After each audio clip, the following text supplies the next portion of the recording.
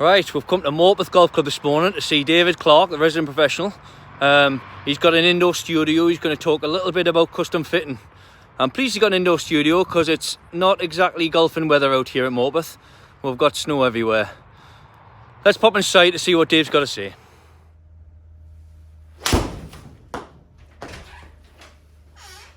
David, how are you? Nice to see you.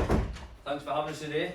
Thanks for coming up. Nice to have a great indoor studio. Obviously it's terrible outside, so nice to have a facility like this. Massive benefit today, yeah. Oh, we're going to talk a little bit about club fitting today and the processes you go through when you fit people for irons. Yes. So Dave, when I first started playing golf, I think my first set were 9 irons. I got 3 iron through to sand wedge. I think they were graphite shafts actually. There was no option for me, as far as I knew, that we could get custom fit. But obviously that's something you can offer now. Probably being on the go, I'm going to say 10 to 15 years within the golf industry. You've got a great setup, like we say here, you've got this indoor facility. Other pros can offer it. They might not have the luxury of this, but they've got a driving range or they've got a practice ground. So all pros offer this. So what process do you go through when you fit people, Dave? What's the first thing you might do? So the first thing we would do would be we would get a little brief history from the golfer. Mm-hmm. And this is every ability, obviously. This is not necessarily a pro, this is a beginner, this is all levels. Across the board, sort of get a brief history, what they're potentially struggling with, what they would want their new set of clubs to do that their current set isn't doing. And then once we've got all that, we would watch them hit some balls with their current set of clubs. We would measure what they are, because a lot of golfers aren't aware of what their current set of clubs spec is, in terms of length and lie. See if any of the readings we're getting off the strike board, things like that, is contributing to their shot shape that they maybe don't like. And that just gives us a starting point for where we then go with the brands that we have to offer. And I think, like I was saying, my first set 9 irons, yours were probably the same with it. My first full set once I got away from junior clubs. But nowadays it's more, you'll fit the set around the person standing in front of you, I suppose. So better lower handicappers may have a 3-4 iron, whereas higher handicappers might use hybrids at that end. Or I found you definitely don't pigeonhole them into handicap, because there's a million ways. You'll know some people who are really good golfers who maybe don't have a load of speed, that need hybrids in the bottom end of the bag, and then guys that handicap would suggest they maybe don't need a 3 iron, who actually this is the key. Everybody's really different, aren't they, Dave? Everyone's massively, different. yes, and that's the benefit now of the manufacturers offering what they call an open stock. Is you can buy the clubs you need rather than buying a full set of 9 irons and having the 3 and 4 irons sitting in the garage. Perfect. Well, let's have a look at the process we'll go through. Right, Dave. So what's the first thing you're going to look at if you're going to fit? Let's say you're going to fit me. What's the first thing you would look at? Well, like I said before, we would start with your current set of clubs. Yeah. Then, if there's any glaringly obvious errors in your current setup, such as lie or length. So, I think lie was where we would start. I would say you wanted to use a set of pings. We would build a club the same length as the one you're currently using, just for it to be familiar, so it doesn't feel too weird. And try and work out the correct lie for you at that length. Alright, so that involves what we'll call a swing board, Dave, yeah? Strike board. Strike board? Yeah. So you hit shots off this, it marks the bottom of the club, yes, and then you can determine what the lie is on that. Yes. Shall we have a go at that? Let's do it, yeah.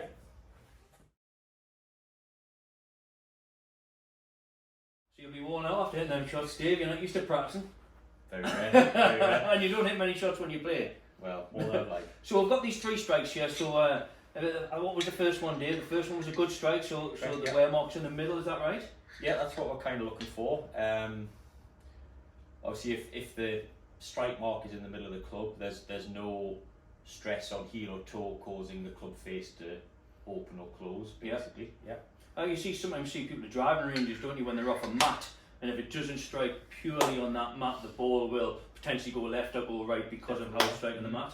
And then we've got a toe strike there as well. Yeah. So if your wear mark is towards the toe of the tape, that in theory would cause the club face to open up slightly through the strike. So that'll be a high kind of fading shot. Yeah. In theory, yeah. Yeah, and then the other result was that the heel hits the ground first, Dave. Yeah, opposite effect really. You know, it would deal off the club a little bit, close the Bit of a face. and smothery hook. You get a low left. So it's vital that we get that club hitting the ground flush, getting that good strike. And like I say, if you're ever off firm ground conditions or a mat, it's going to be very, very noticeable. Yeah, I mean, in an ideal world, you want the strike to be in the middle of that tape. Interestingly though, I always have my club set up so I get a little bit of toe strike, Right? because I have a issue with hitting it left from time to time. So you want that face to hold up. I like my toe to hit the ground a little bit so it reduces the chances that I'm going to close the club face down. I think as well, people will see this sometimes if they're out playing, Dave. I know sometimes when I've not made a great swing, which is probably too often really, you see your divot isn't an equal depth. Yes. Yeah, so sometimes your divot would be deep on the toe or deep on the neck, and that's the same. You know, same. not everyone has access to strike boards and tape, so you know you can do that yourself on the golf course, especially this time of year when it's a bit soft and a bit not polishy. You know, if you look at your divots, if the toe end of your divot is deeper than the heel, Yeah. that's basically telling you the same thing. So it would open in that situation. It would open the club face up. The ball will go high and fade. So potentially they're turning their 7-iron into a 9-iron, really. So people might say they're not hitting the ball very far, but that could be because of the line. It could be a contributing factor. Yeah, definitely. So the next thing, what we're going to look at, we're going to club length.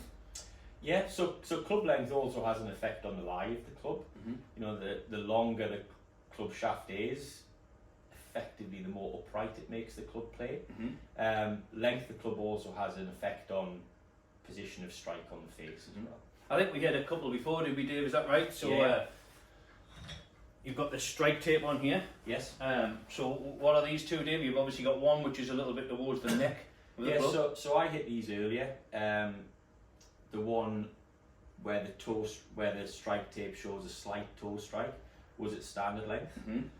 My normal clubs are half an inch longer, so when I went to a slightly longer shaft, you can see that the strike position on the face has moved towards the heel. So I think another thing, Dave, is shaft flex. And I know when we started, there was mainly regular stiff. There might have been some people on an extra stiff.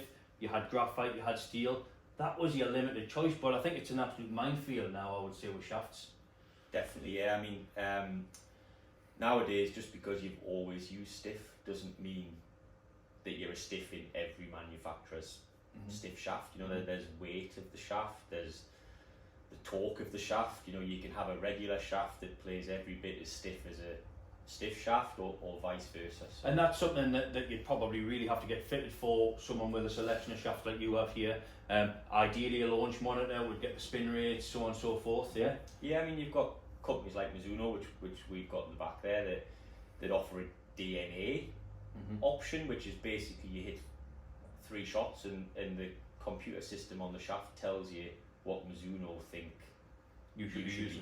Yeah. And again, every brand is different. Obviously, you do various brands here, but like you say, one stiff is the same as another manufacturer's regular. So it's a type of thing you've got to try and got to get fitted for.